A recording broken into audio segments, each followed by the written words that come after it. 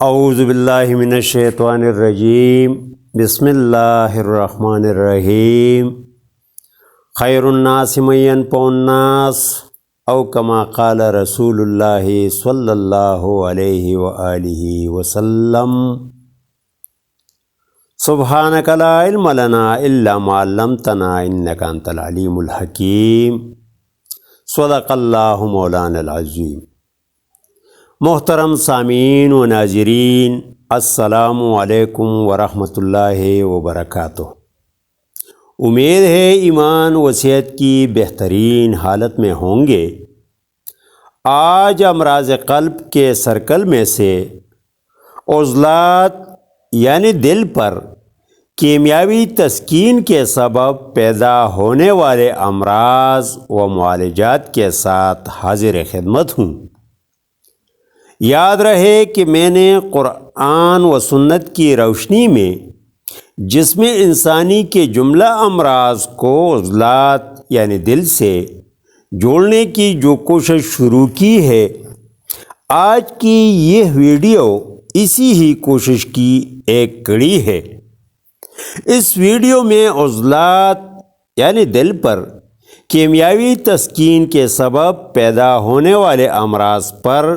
مدلل روشنی ڈال کر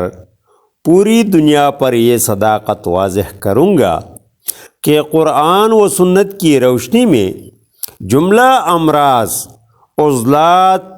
یعنی دل ہی کی وجہ سے پیدا ہوتے رہتے ہیں، اور عضلات دل یعنی دل ہی کو درست کرنے سے جملہ امراض ختم ہو جاتے ہیں۔ اس لیے جڑے رہیے اور فائدے پاتے رہیے۔ سامعین محترم، عضلات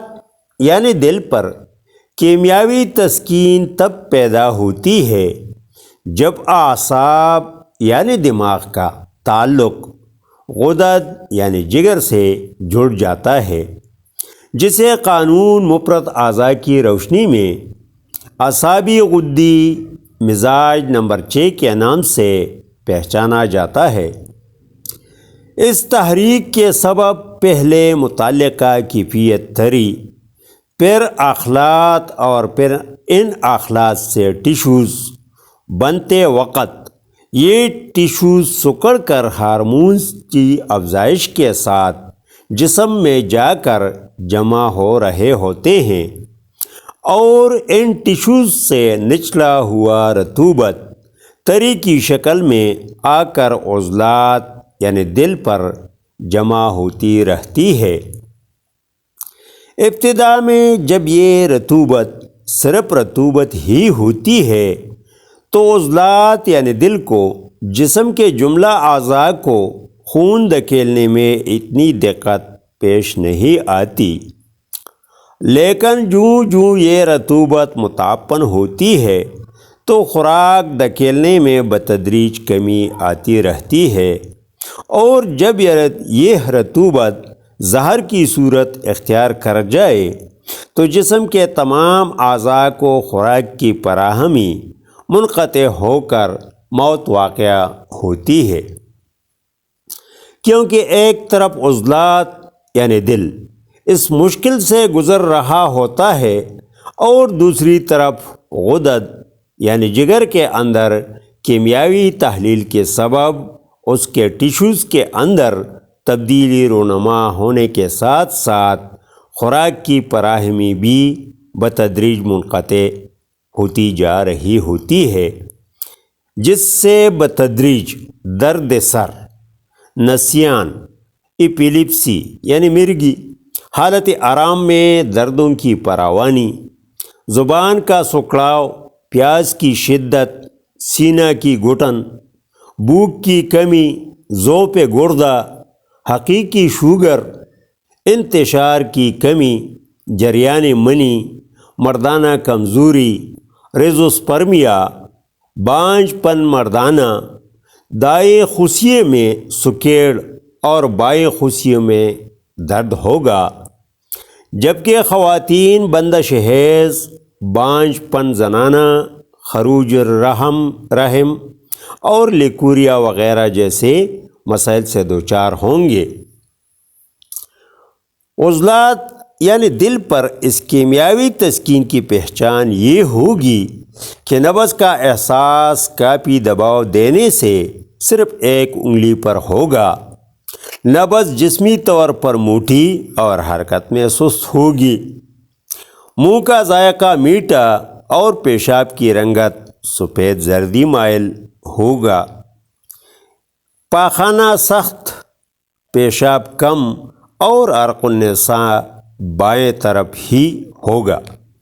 محترم خواتین و حضرات، انسانی جسم کے اندر کے سسٹم سے قطع نظر آباسی قانون شفا کے تحت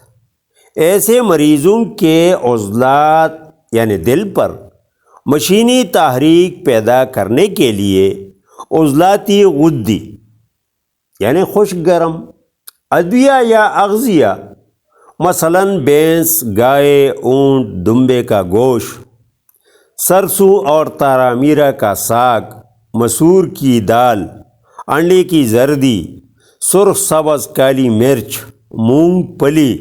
چھوٹی الائچی اور پودینہ میں سے کوئی ایک چیز استعمال کرنے سے پہلے بلڈ پریشر اور 20 منٹ رفتار نبض نوٹ کر لے اور استعمال کے 15 منٹ بعد دوبارہ چیک کر لے کہ جسم کے اندر کون سی تبدیلیاں رونما ہوئی۔ انشاءاللہ 2-3 دن استعمال کرنے سے یقینی شفا اس لیے ہوگی کہ مقام تسکین یعنی عضلات پر مشینی تحریک کے سبب عضلات کی کارکردگی بہتر ہوتی رہے گی اور غدد یعنی جگر جو تحلیل کے سبب متاثر تھا، مشینی تسکین واقع ہونے سے اس کی کارکردگی بتدریج نارمل حالت پر آئے گی اور اعصاب یعنی دماغ پر مشینی تحلیل پیدا ہو کر فاضل مواد اور جمع شدہ غیر ضروری نروز ٹیشوز کا اخراج ہو جائے گا۔ یاد رہے کہ کیمیاوی تحاریک اور ان کے حامل ادویہ اغذیہ اتنی خطرناک نہیں جتنے کہ مشینی تحاریک اور ان کے حامل ادویہ اغذیہ ہوتی ہیں۔ ہم زندہ، صحبت باقی، والسلام۔